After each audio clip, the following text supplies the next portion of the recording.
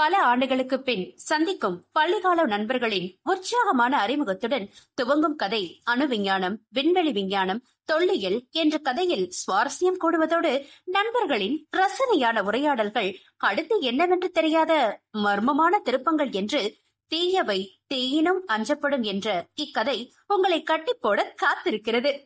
கதையை உங்களுக்காக வாசிக்க வந்திருக்கும் நான் உங்கள் ஆர்ஜே நித்யஸ்ரீ. தீயவை தீயினும் அஞ்சப்படும். அத்தியாயம் 1.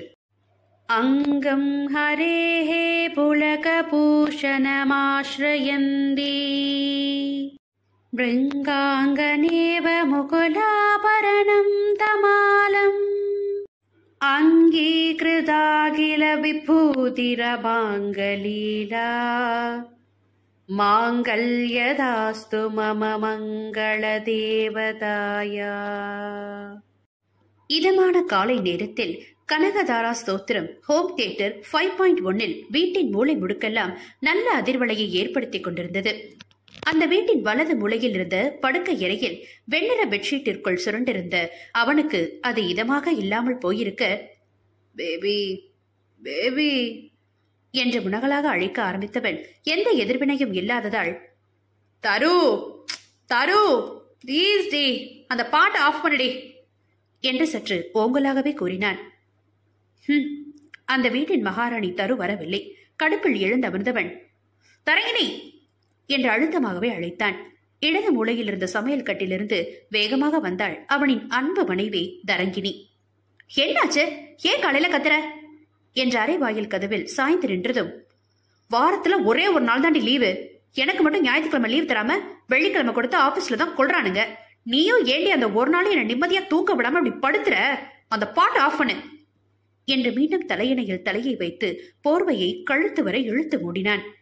அது பாட்டுலடா, ஸ்தோத்திரம். ஆபீஸ்ல பேசி லீவ் நாள மாத்த வாயில்ல. நான் நல்ல நாள் அதுவுமா சாமிக்கு ஸ்லோகம் போட்டா அதை ஆஃப் பண்ண மட்டும் 7 ஊருக்கு நீளுது என்று திட்டியவள், நான் ஆஃப் பண்றது இருக்கட்டும், நீ எப்ப எழுந்துப்ப, இன்னைக்கு கொஞ்சம் வெளியில போகிற வேலை இருக்கு என்று அவன் பாதத்தின் மேல் இருந்த போர்வையை பற்றி இழுக்க போர்வை அவன் இடை வர இறங்கியதும், ஏ பிளீஸ் டி, எந்த பிளானும் போடாத, எனக்கு இன்னைக்கு ரெஸ்ட் வேணும் என்று கூறி மீண்டும் போர்வையை இழுத்துக்கொள்ள, போடா சோம்பேறி, வீட்டுல எல்லாமே நான் தானே செய்றேன், வாரத்துல ஒரு நாள் வீட்டுல இருக்க, ஏதோ வேணும்னு சொல்றாளே, சும்மா கூட போய் அவளோட டைம் ஸ்பெண்ட் பண்ணுவோம்னு இருக்கா உனக்கு என்று அவன் பாதத்தில் கிள்ளினாள். என் வேலை அப்படி, இன்னைக்கு முழுக்க தூங்கினாதான் வாரம் முழுசு எப்ப கூப்பிட்டாலும் ஓட முடியும் என்று கூறி அவளையும் அருகே இழுத்து அணைத்துக் கொண்டு கண்களை மூடினான். டேய் என் விடுடா, இன்னைக்கு உன்னோட ஷாப்பிங் போலாம் நினைச்சேன், வரமாட்டேன்னு சொல்லிட்டு தானே, போ பேசாத என்று அவனை செல்லமாய் முறைத்து உதறிக்கொண்டு எழுந்தாள். என்ன வேணாலும் திட்டிக்கோ, ஆனா தூக்கத்தை மட்டும் கெடுக்காம திட்டு என்று கண்களை மூடியதும் பக்கத்தில் இருந்த வாட்டர் பாட்டிலை எடுத்து அதிலிருந்த நீரை அவன் தலைமையில் ஊற்றுவது போல பாவனை செய்தாள். வாய்க்கு வாய் பேசும் மனைவி அருகே இருந்தும் அமைதியாக இருப்பது அவனுக்குள் சந்தேகத்தையும் என்ன செய்ய போகிறாளோ என்ற பயத்தையும் கிளப்ப மெல்ல இடது கண்ணை மட்டும் திறந்து பார்த்ததும் சட்டென்று எழுந்து சமணமிட்டு அமர்ந்தான் அருண். சொல்லுங்க மை ஏஞ்சல், இன்னைக்கு நீங்க எங்க ஷாப்பிங் போகணும், எப்ப போகணும், நான் டிரைவர் வேலை பார்க்க ரெடி என்று உதட்டை 2 காதுகளும் தொடும் அளவுக்கு இழுத்து வைத்து புன்னகைத்தான். அவன் செயலில் சிரித்தவள், இன்னைக்கு கபாலீஸ்வரர் கோயிலுக்கு போயிட்டு வீட்டுக்கு க்ரோசரிஸ் வாங்கிட்டு என்னோட டிசைனர் கிட்ட ஒரு லாங் கவுன் தைக்க ஆர்டர் பண்ணியிருந்தேன். அதை மாலுக்கு போய் என்னாச்சுன்னு பார்த்துட்டு நேரம் இருந்தா பீச் பக்கம் ஒரு டிரைவ் போயிட்டு வரணும் அருண் என்று அவள் கூற, இன்னைக்கு லீவு காலி என்ற மனதில் நினைத்தாலும் முகத்தில் இருந்த சிரிப்பை மாற்றாது, போலாமே என்று அவன் அவள் கரம் பற்றியதும், போதும் உள்ள திட்டிட்டு வெளியில சிரிக்க வேண்டாம், நீ தூங்கு, எப்பவும் போல நானே போயிட்டு வரேன் என்று அவனை விட்டு நகர்ந்தாள். எப்பா பொழைச்சண்டா சாமி என்று நெஞ்சில் கை வைத்தவன் படார் என்று அமர்ந்த வாக்கிலேயே படுக்கையில் விழ கண்கள் சௌக்கியமாக சொக்கியது. அரை மணி நேரத்தில் அவனை தோளில் தட்டி எழுப்பியவள், கிளம்புறண்டா என்று கூறியதும், இவ்வளோ சீக்கிரமாவா என்று அவள் வழக்கரத்தை பிடித்து கொண்டான். டேய் கோயிலுக்கு போற, கைய விடு அழுக்க பையா என்று கையை உருவ, புருஷன் நல்லா இருக்கணும்னு வேண்ட கோயிலுக்கு போறீங்க, ஆனா புருஷனை மரியாதை இல்லாம டேன்னு சொல்றீங்க, என்னடே உங்க லாஜிக்கு என்று மீண்டும் அவள் கரத்தை தலையில் அடித்து வைத்துக் கொள்ள, இவ்ளோ மரியாதை கொடுத்தது தப்புன்னு இப்பதாண்டா தெரியுது, கையை விடு, இல்லைன்னா தண்ணி எடுத்து ஊத்திடுவேன் என்று மிரட்ட, எனக்கு தண்ணினா அலர்ஜின்னு தெரிஞ்சே இம்ச பண்றடி நீ சரி சாப்பாடு என்று முக்கிய பிரச்சனையை பற்றி வினவினான். என்ன சாப்பாடா? போனா போகட்டும்னு பிளாஸ்க்ல காஃபி போட்டு வச்சிருக்கேன், குடிச்சிட்டு சமைச்சு சாப்பிடு, இல்லைன்னா ஸ்விக்கி ஜொமேட்டோல வாங்கி சாப்பிடு என்று கூறி அவள் வெளியே செல்ல, அடி பாவி, லீவ் நாள்ல சூடா சாப்பிடலாம் நினைச்சது ஒரு குத்தமா என்று நொந்தவன் போகும் அவளை பார்த்து, ஏண்டி என்ன பார்த்தா பாவமா இல்லையா என்றதும், இல்ல பேசாம இருந்தா காஃபியாவது உனக்கு மிஞ்சம், இல்ல அதையும் குடிச்சிட்டு போயிடுவேன் என்று மிரட்டலாக சொல்ல அவன் வாயில் விரல் வைத்துக் கொண்டான். வாசல் வரை அவளோடு அவன் அப்படியே வர அவன் செய்கையில் சிரித்தவள், முதல்ல காஃபியை போய் குடி என்று காரை ரிவர்ஸில் எடுத்தாள். ரொம்ப அநியாயம் பண்றாளே, வாய்க்கு வாய் பேசுறா, இவளை ஆஃப் பண்ண ஒரு ஐடியா கிடைக்க மாட்டேங்குதே என்று நொந்தவன், இன்னும் காலேஜ் பொண்ணுன்னு நினைப்பாடி, கவுண்டர் அடிச்சுட்டே இருக்க என்று மீண்டும் அவளை வம்புக்கு இழுத்தான்.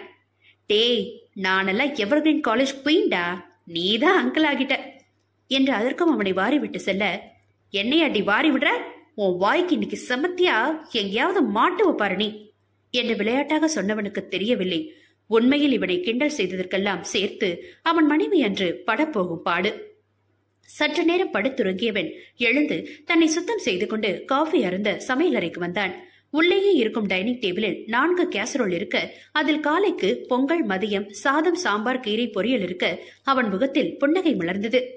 இவ்வளவு எனக்காக செஞ்சுடுத்தா அவ்வளவாய் பேசினாளா பிசாசு என்று செல்லமாக கொஞ்சிக் கொண்டான்.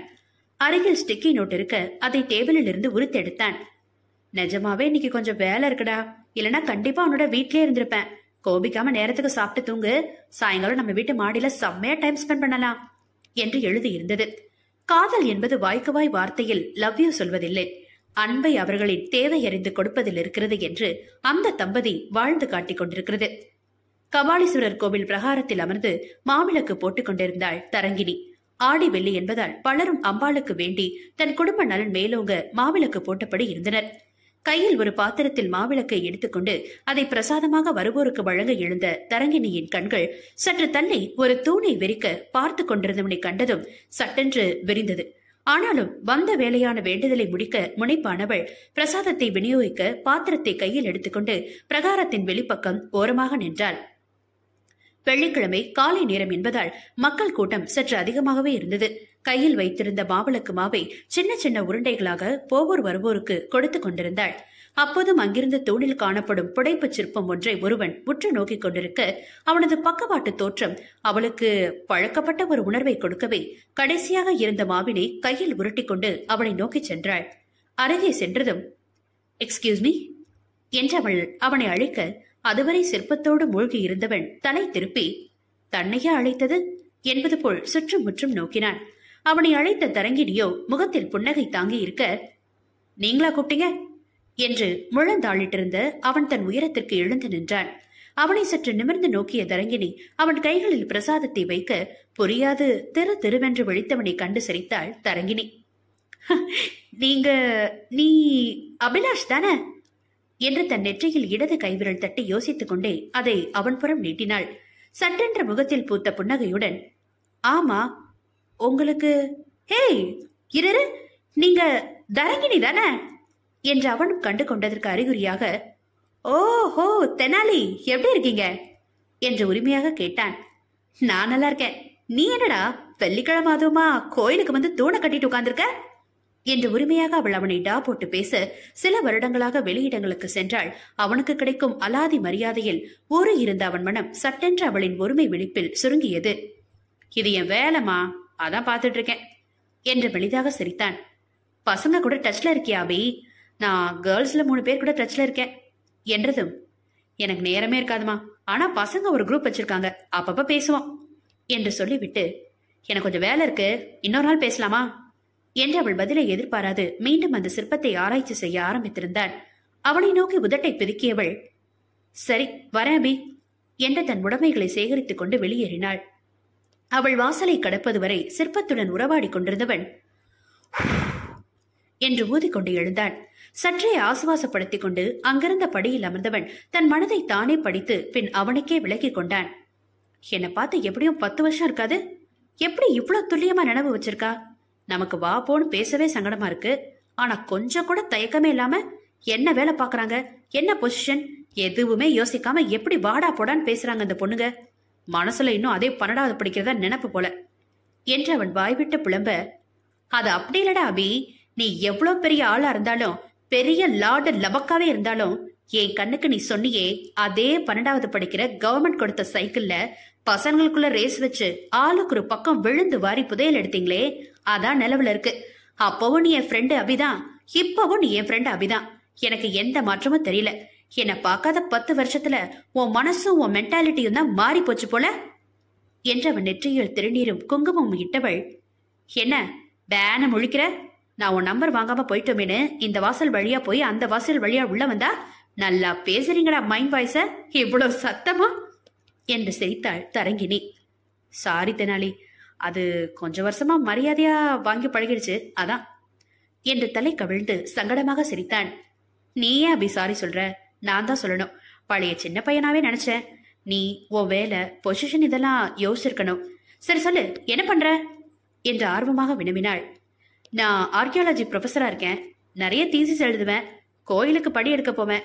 இன்னைக்கு காலையில வாக்கிங் வரும்போது இந்த கோயில் பக்கத்திலே இருக்கே, இதோட சிற்பங்களை பார்த்தது இல்லைன்னு உள்ள வந்தேன் என்று விளக்கம் கொடுத்து கூடவே அவனின் செல்போன் எண்ணையும் கொடுத்தான். சரி அபி, நேரமாச்சு, நான் கிளம்புறேன். இன்னைக்கு நிறைய வேலை இருக்கு, இன்னொரு நாள் பேசலாம் என்று அவள் கிளம்பியதும், டேய் அபி லூசு, அக்கம் பக்கம் பார்த்து பேச வேண்டாமா என்று அவனை குட்டி கொண்டான். மீண்டும் சிற்பம் அருகில் செல்ல அவன் முன் வந்த அவன் அன்னை, நேரமாகுது அபி, வீட்டு கிளம்பு, இந்த கோயிலை இன்னொரு நாள் பார்ப்போம் என்று சொல்ல, சரிமா என்று முன்னால் பார்த்து நடந்தான். யாரோ ஒரு பெண்ணுடன் பேசிக் கொண்டிருந்தவன் அவள் சென்றதும் தனியாக பேசி யாருக்கோ பதில் சொல்லி செல்வதை கண்ட அருகில் இருந்தவர் குழம்பியதோடு சிறு பயமும் அவரை ஆட்கொண்டது. அத்தியாயம் 2. அந்த மாலின் விசாரத்தை தன் நடையால் நீல அகலமெல்லாம் அளந்து கொண்டிருந்தான் வம்சி கிருஷ்ணா. கிட்டத்தட்ட 6 மாத காலமாக சோதனை கூடமே கதி என்று கிடந்தவன் அவனின் சோதனையை வெற்றிகரமாக முடித்துக்கொண்டு அன்றுதான் சென்னை வந்து சேர்ந்தான். இப்போது அவன் அவசரமாக அங்கும் இங்கும் நடப்பதெல்லாம் அருகில் இருக்கும் யூனிசெக்ஸ் சலூன் திறப்பதற்குள் திறந்திருந்த ஆலயங்களில் தனக்கான உடைகளையும் சில தேவையான பொருட்களையும் வாங்கிக் கொள்ளத்தான். ஏனோ அவனிடம் ஒரு பரபரப்பு ஒட்டி கொண்டிருந்தது. இத்தனை நாட்கள் ஒன்றே குறியாக உழைத்த போது இருந்த பொறுமையும் நிதானமும் ஏனோ சற்று தள்ளி போய் இயல்புக்கு வர முடியாமல் ஒரு தவிப்பான மனநிலையில் இருந்தான். அப்போது அவன் செல்போன் துள்ளலிசை ஒன்றை வெளியிட்டு அவன் கவனத்தை ஈர்த்தது. எடுத்தவன் அதில் தெரிந்த தன் நண்பன் பெயரை கண்டதும் முகத்தில் புன்னகை ஒட்டிக்கொள்ள, சொல்லு தரகேஷ் என்று சொன்னபடி அங்கிருந்த திட்டில் அமர்ந்தான். என்ன சொல்றது? நீதான் இன்னைக்கு மீட் பண்ணலான்னு சொன்ன, எங்க எப்ப சொல்லு என்று அமைதியாக கேட்டான். நான் 6 மாசமா ஷேவ் ஹேர் கட்டு ஒண்ணுமே பண்ணல தாரு. இப்பதான் மாலுக்கு வந்தேன். அந்த சலூன் முன்னாடி வெயிட் பண்றேன். 11 மணிக்கு திறப்பான்னு சொன்னா இன்னும் வரல என்று கடிகாரத்தை பார்த்தபடி கூறினான் வம்சி. டே அங்கே இரு, எனக்கும் அந்த பக்கம் ஒரு வேலை இருக்கு, அங்கே மீட் பண்ணுவோம் என்று கூறி இணைப்பை துண்டித்தான். வம்சி அருகில் ஒரு பெண் வந்து அமர்ந்தாள். அவளை கவனிக்காமல் வம்சி எழுந்து கொள்ள அவன் பையின் மேல் அவள் ஒரு பையை வைத்திருக்க அவனால் அங்கிருந்து சட்டென்று நகர்ந்து செல்ல முடியவில்லை. மேடம், கொஞ்சம் உங்க பையை எடுக்க முடியுமா என்று தன் பையின் மேல் கண் வைத்தபடி கேட்டவனுக்கு எதிர்த்தரப்பில் பதில் இல்லாமல் போக கண்ணை உயர்த்தி அந்த பெண்ணை பார்த்தவன் திடுக்கிட்டான். அருகில் இருந்த தூணில் தலை சாய்த்து இருந்தவள் விழிகளோ சொருகி இருக்க அவள் மயக்க நிலைக்கு செல்கிறாள் என்று புரிவதற்கு அதிக விஷய ஞானம் இருக்க வேண்டும் என்ற அவசியமில்லை. ஹலோ, என்னங்க இங்க பாருங்க என்று அருகில் சென்று அவள் முன்னால் சொடுக்கிட்டு அழைத்தான். அவள் விழிகளை திறக்க முற்படுவது தெரிந்தது. ஆனாலும் அதை அவளால் முழுமையாக செய்ய முடியவில்லை. என்னாச்சு மேடம், தண்ணி வேணுமா என்று கேட்டவன் அருகில் பழச்சாறு கடை இருக்கவே அதை வாங்கி வந்து அவளுக்கு நீட்டினான். அவளும் சிரமப்பட்டு அதை கைகளில் வாங்கி ஸ்ட்ராவால் உறிஞ்சினாள். கண்களில் கொஞ்சம் தெளிவு பிறந்தது. நிமிர்ந்து வம்சியின் முகத்தை பார்த்து நன்றி சொல்ல அவள் வாய் திறக்க கண்களில் மசமசப்பாக தெரிந்த அவன் உருவத்தை உற்று நோக்கியவள், இன்னைக்கு என்னென்ன வேண்டுதலா ஒவ்வொருத்தனையா பார்க்கணும்னு என்று மெளிதாக சொன்னது அவன் காதுகளுக்கு எட்டவில்லை. கொஞ்சம் நன்றாகவே தெளிந்தவள், நீ என்று ஆரம்பித்து அபிலாஷ் சொன்னது நினைவுக்கு வர, நீங்க வம்சிதான என்று கேட்டு கண்களை அயர்வாக மூடிக்கொண்டாள். அவள் கேள்வியில் சட்டென்று விழித்தவன், நான் என்ன எப்படி உங்களுக்கு தெரியும் என்று படபடத்தான். அவனுக்கு உள்ளே பயம் கொப்பளித்தது. அவனை பற்றி அநேகர்களுக்கு தெரிய வாய்ப்பில்லை. அவன் பணி அப்படி. அதுவும் இல்லாமல் அவன் எந்த சமூக வலைதளங்களிலும் இல்லை எனும்போது அந்த பெண் தன்னை பெயர் சொல்லி கேட்டதும் அவன் கற்பனை அதிவேகமாக பறந்தது. தன்னை கடத்த வந்த கும்பலோ, ஏமாற்றி அடைத்து வைக்க திட்டமோ என்ற நொடி பொழுதில் உலகையே சுற்றி வந்துவிட்டது. அவன் பதற்றமும் திகைப்பும் தரங்கினிக்கு வியப்பாக இருக்க ஓரளவு தன்னை சமன்படுத்திக் கொண்டு எழுந்து நின்றவள், ஏவ்ளோ பதட்டம், நீங்க வம்சி கிருஷ்ணா தானே என்ற மரியாதையோடு வினவ, வம்சிக்கு மனதிற்குள் இது ஏதோ சதி என்று உறுதியானது. பதில் சொல்ல அவன் வாய் திறக்கும் நேரம், ஏடா இவ்ளோ நேரத்துக்கு சலூன் போயிட்டு வந்திருக்கலாம்ல என்று அவன் முதுகில் தட்டி முன்னே வந்தான் தாரகேஷ். அவனை கண்டும் தரங்கினி மலர்ந்து சிரித்து, தாரகேஷ் நல்லா இருக்கீங்களா என்று கேட்க, அதுவரை அவள் பக்கம் திரும்பாமல் இருந்தவன் அவளை கண்டு புருவங்கள் முற்றிட, ஹே தெனாலி, எப்படி இருக்க என்று உரிமையாக அவள் தோள்களை பற்றி நட்புடன் வினவினான். அவன் செய்கையில் தரங்கினி மனம் நெகிழ்ந்து போனது. அவனின் தெனாலி என்ற அழைப்பில் அவள் யார் என்று வம்சிக்கு புரிந்ததும் அவள் தலையில் வேகமாக குட்டியவன், ஏ லூசு தெனாலி, யாரோ ஒருத்திக்கிட்ட பேசுற மாதிரி எப்படியா நீங்க தானே வம்சி கிருஷ்ணா அப்படின்னு கேக்குறது? நான் யாரோ எவரோ நம்மள கடத்த வந்த குரூப்போன்னு பயந்துட்டேன்டே என்று அவனுமே உரிமையாக அவள் அருகில் வந்து நின்றான். ஐயோ சாமிகளா, நீங்களாவது மாறாம இருக்கீங்களே. காலையில அந்த அபி என்ன ரொம்ப சங்கடப்படுத்திட்டான். ஃப்ரெண்டு தானடான்னு டா போட்டு பேசினேன். என்ன அப்படியே அவாய்ட் பண்ணமோ, இனிமே பசங்களை இப்படி பேசக்கூடாதுன்னு முடிவு பண்ணிக்கிட்டப்பா. அதே மைண்ட் செட்ல இருந்தனா அதான் உன்னையும் அப்படியே பேசிட்டேன் என்று வம்சையிடம் கூறியவள், இன்னைக்கு ஏதோ ஸ்பெஷல் டே போலடா. தாரு, காலையில அபிய பார்த்தேன், இப்போ நீங்க, வாவ் செம்ம ஃபீலா இருக்கு எனக்கு என்று உடலை சட்டென்று சிலிர்த்து கொண்டாள். அபிய பாத்தியா? அவன் நேத்து கேட்டதுக்கு மதுரை பக்கம் ஏதோ கொகைய ஆராய்ச்சி பண்ண போறேன்ல சொன்னா என்று தாரகேஷ் தன் தாடையை தேய்த்தான். வம்சி அவனை நோக்கி, டே அவன் பேச கூட செய்யறானாடா, நான் மெசேஜ் பண்ணா ரிப்ளை பண்ண மாட்டான்டா என்று குறைப்பட, அவனை பத்தி தெரியாதடா, அவன் ஒரு தனி டைப்பு, பழகவே மாட்டான், விடு, நீ போய் க்ரூம் பண்ணிட்டு வா, நாங்க அதோ அந்த காஃபி ஷாப்ல இருக்கோம் என்று வம்சியை அனுப்பி வைத்துவிட்டு தரங்கினியுடன் காஃபி ஷாப்பின் உள்ளே நுழைந்தான். என்னடி ரொம்ப சோர்வா இருக்க என்று அவள் முகத்தை கண்டு வினவ, இன்னைக்கு விரதம் இருந்து கோவிலுக்கு மாவிளக்கு போட வந்தேன்டா, வீட்டுக்கு போய் சாப்பிட்டுக்கலாம்னு நினைச்சேன். ஆனா சீக்கிரம் எழுந்தது, வேலை அலைச்சல் எல்லாம் சேர்ந்து மயக்கம் வந்துருச்சு. வம்சி தான் ஜூஸ் வாங்கி கொடுத்தான், ரொம்ப நல்லவன்டா, யாருன்னே தெரியலனாலும் உதவி செய்ய ஒரு மனசு வேணும்ல என்று அவன் செயலை ஸ்லாகித்தாள். அவன் நல்லவன் மட்டும் இல்லடி, புத்திசாலியும் கூட. இல்லனா இந்த வயசுல அட்டாமிக் சயின்ஸ்ல இவ்ளோ பெரிய சாதனை செய்ய முடியுமா என்று அவனும் நண்பனை ஸ்லாகித்தான். ஆனா ஏன்டா அவ்வளவு பதட்டமா இருக்கான்? அது மட்டும் இல்ல, ஏதோ கடத்தல் அது இதுன்னு பெனாதுனா என்று சிரித்தாள். ஏய், நிஜமாவே அவனுக்கு ஆபத்து இருக்குடி, அதான் சொன்னனே, அவன் ஒரு அட்டாமிக் சயின்டிஸ்ட், அதனாலதான் என்று அதுவரை சத்தமாக பேசியவன், நேஷனல் சீக்ரெட் மிஷன் எல்லாம் பண்ற அளவுக்கு அவன் பெரிய ஆளடி என்று கூற, ஓ அவ்வளோ பெரிய ஆளா? எவ்வளோ பந்தாலாம இருக்கான் பாருடா.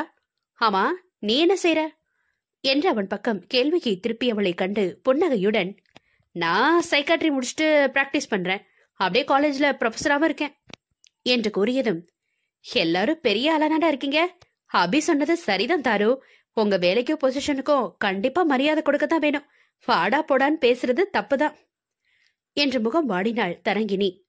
ஏய் சும்மா அடி, மத்தவங்க தான் தள்ளி நின்னு பழகணும், நாமெல்லாம் நட்படி, எத்தனை வருஷம் ஆனா என்ன, இன்னும் கவர்மெண்ட் சைக்கிள்ல ரேஸ் வச்சு விழுந்து வரன கும்பல் தானே நாமெல்லாம் என்று சிரித்தான் தாரகேஷ். சோ ஸ்வீட் ஆஃப் யூடா என்று அவன் சிரிப்பில் இணைந்தவள், சரி நான் டிஸ்சார்ஜ் பண்ண கொடுத்தேன், வாங்கிட்டு வீட்டுக்கு போகணும், பாவம் அருண், இன்னைக்கு ஒரு நாள் தான் லீவு, கொஞ்ச நேரம் அவர் கூடவும் டைம் ஸ்பெண்ட் பண்ணணும் என்று கூற, உன்னை பத்தி சொல்லாம எங்கடி எஸ் ஆகுற என்று எழுத்து அமர்த்தியவன் கன்னத்தில் கையொன்றி கதை கேட்கும் துணையில் அமர்ந்தான். அவ்வளோ பெரிய கதைலாம் இல்ல, 12th முடிச்சதும் அப்பா டிரான்ஸ்பர்ல நார்த் பக்கம் கூட்டிட்டு போனாரு. நான் காமர்ஸ் படிச்சேன், கொஞ்ச நாள் ஒரு கம்பெனி அக்கௌண்ட்ஸ் டிபார்ட்மெண்ட்ல வேலை பார்த்தேன்.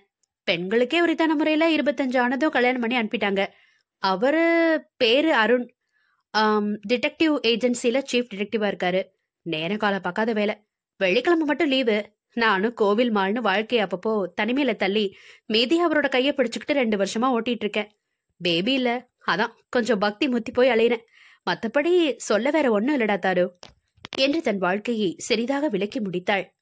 ஹே விடுடி, பேபி கண்டிப்பா கிடைக்கும், மனச ஃப்ரீயா வையே, சாப்பிடாம இருந்தா வேண்டுதல் வச்சா பேபி வந்துருமா, ரிலாக்ஸா இரு என்ன என்று நண்பனாக அவளுக்கு ஆறுதலும் அறிவுரையும் வழங்கினான். கண்டிப்பா ப்ரொஃபசர் சார் என்று சிரித்த போது அவர்களிடம் வந்து சேர்ந்தான் வம்சி. அப்பாடை, இப்பதான் பார்க்க மனுஷ மாதிரி இருக்காண்டா என்று தரங்கினி சிரிக்க, ஆனா நீதான் அவன் ட்ரைபா இருக்கும் போதே அடையாள கண்டுபிடிச்சிட்டியே, ரியலி அமேசிங் டி என்று அவளை பாராட்ட, பொண்ணுங்க தாட்டா சட்டுன்னு உருவம் முகம் எல்லாம் மாறி போயிடுறாங்க, ஆனா பசங்க அப்படியே தான் இருக்கீங்க, என்ன காடு மாதிரி முடி தாடி மீசை இதெல்லாம் எக்ஸ்ட்ரா என்று அவளும் கிண்டலாக கூற, பொடி தெனாலி என்று அவள் தலையில் கொட்டினான் வம்சி. இன்னும் அந்த பேரை நீங்க மறக்கலையாடா என்று ஆர்வமாக அவர்களை நோக்க, எப்படி மறக்கும் என்று கேட்டு இருவரும் ஒரு குரலில் தக்கிடதக்க தக்கிடதக்க தக்கிடதக்க தக்கிடதக்க தக்கிடதக்க தக் தக்கிடதக்க அத்தினி சித்தினி தக்கிடதக்க பத்மினி தரங்கினி அடி அத்தினி சித்தினி பத்மினி தரங்கினி பெண்கள் தேடும் வகை தெரியும் அடி என்று பாட கையில் இருந்த கைப்பையை வைத்து இருவரையும் மொத்தினாள் தரங்கினி. இருவரும் ஹைஃபை கொடுத்து சிரிக்க, ரொம்ப வருஷம் ஆச்சுடா இப்படி எல்லாரும் பேசி சிரிச்சு. நான் பொண்ணுங்க இருக்கிற குரூப்ல சொல்றேன், நீங்க பசங்க இருக்கிற குரூப்ல சொல்லுங்க, பொதுவா ஒரு குரூப் போட்டுட்டு சீக்கிரமா எல்லாரும் மீட் பண்ணுவோம் என்று ஆர்வமாக கூறினாள். சரிடி என்று இருவரும் ஒருமித்த கூற சிரித்தபடியே விடை பெற்றாள் தரங்கினி. அவளை அனுப்பிவிட்டு, உனக்கு இப்போ எப்படி இருக்கு வம்சி, ஆர் யூ ஆல்ரைட், நீ ரொம்ப பதட்டப்பட்டதா தரு சொன்னாலே, வாட் ஹேப்பன் என்று அவன் தோளை ஆதரவாக பற்றி வினவினான் தாரகேஷ். இல்ல தாரு, கொஞ்ச நாளா ஐம் நாட் குட், வேலை ரொம்ப ப்ரெஷரா இருந்தது, அதான் உன்கிட்ட கவுன்சிலிங் வரவான்னு நேத்து போன் பண்ணி கேட்டேன் என்று பேசிக்கொண்டு இருவரும் கார் பார்க்கிங் வர அவர்களை பின்தொடர்ந்து வந்தான் அந்த கருப்பு சட்டை. டே, கவுன்சிலிங் அளவுக்கு போயிடுச்சா, என்னதான் நான் கேக்குறேன், நாம வெளியில போலாண்டா, கொஞ்ச நேரம் பேசுமோ, ஒருவேளை உனக்கு கவுன்சிலிங் அளவுக்கு பிரச்சனை இருந்தா கண்டிப்பா I'll take care என்று கூற அவர்களை கடப்பது போல வந்த இருசக்கர வாகனத்தில் அமர்ந்திருந்த ஒருவன் கையில் பளபளப்பாக இருந்த கத்தியை நொடியில் கவனித்த தாரகேஷ் வம்சியை எதிர்ப்புறமாக தள்ள தாரகேஷின் புஜத்தை கிழித்தது அந்த கூர்மையான கத்தி. அம்மா என்று அவனது அலறல் அந்த பார்க்கிங் லாட்டை நெரிக்க நடந்தது வம்சிக்கு புரியும் போது தாரகேஷின் கையிலிருந்து ரத்தம் நிற்காமல் வழிந்து கொண்டிருந்தது. அத்தியாயம் 3. பரபரப்பான அந்த காலை வேளையில் வால்மீகி நகர் பகுதி மட்டும் அமைதியே உருவாக இருக்கும். பல தொழிற்சாலைகளின் குடோன்கள் அமைந்த அந்த இடத்தில் அதிகம் இருப்பது காவலாளிகள் மட்டுமே. அவ்வப்போது வரும் சரக்கு லாரிகளும் உடனடியாக சரக்கை ஏற்றியோ இறக்கியோ வைத்ததும் விரைந்துவிடும். அதிக ஆள் நடமாட்டம் இல்லாத இப்பகுதியில் சில நாட்களாகவே நிகழ்ந்து வரும் சம்பவங்கள் அங்கிருந்த குடோன் ஓனர்களையும் வாடகைதாரர்களையும் சற்றே அச்சத்தில் ஆழ்த்தி இருந்தது. இன்றும் அதே போல ஒரு நிகழ்வு அந்த அமைதியை குலைத்து நடந்தேறிக் கொண்டிருக்கிறது. அதை தொலைபேசி வாயிலாக கேட்டறிந்த தீயணைப்புத்துறை அலுவலர் ஒருவர், சார், வால்மீகி நகர்ல ஒரு பில்டிங் தீப்பிடிச்சுதான் சார். என்னையா, அந்த ஏரியாவோட ஒரே ரோதனையா இருக்கு, போன வாரம் 1, 2 நாளைக்கு முன்னாடி கூட ஒரு கட்டடம் இருந்தது, இப்ப இன்னொன்னு என்று புலம்பியபடி தங்கள் தீயணைப்பு வாகனத்தை வெளியில் எடுத்தனர் தீயணைப்பு துறையினர். என்ன அனைத்தும் தீயின் தாக்கம் குறையாமல் இருக்க அவர்களுக்கு என்ன செய்வதென்று தெரியவில்லை. அடுத்த கட்டிடத்துக்கு பரவாமல் இருக்க பாதுகாப்பு ஏற்பாடுகள் செய்துவிட்டு எரியும் கட்டிடத்தை வேடிக்கை மட்டுமே பார்த்தனர். அது சாதாரண தீயாக அங்கிருந்த மூத்த தீயணைப்பு வீரருக்கு தோன்றவில்லை. சந்தேகம் வலுக்கவே தன் செல்போனை எடுத்தவர், சார், நான் ஃபயர் டிபார்ட்மெண்ட்ல காந்தன் பேசுறேன் சார் என்று இங்கு நடப்பவற்றை அந்த பக்கத்தில் இருந்தவருக்கு தெரிவித்தார். ஓகே காந்தன் சார், நான் என்னன்னு எங்க டீம் கிட்ட சொல்லி விசாரிக்கிறேன் என்று போனை வைத்தான் தியானேஸ்வர். என்ன சார், ரொம்ப யோசனையா இருக்கீங்க என்று வந்த அவனின் அசிஸ்டண்டிடம், நம்மகிட்ட இப்போ ட்ரைனிஸ் இருக்காங்களா பாரு, உடனே அவங்கள வால்மீகி நகருக்கு போக சொல்லு என்று கட்டளைகளை பிறப்பித்தான்.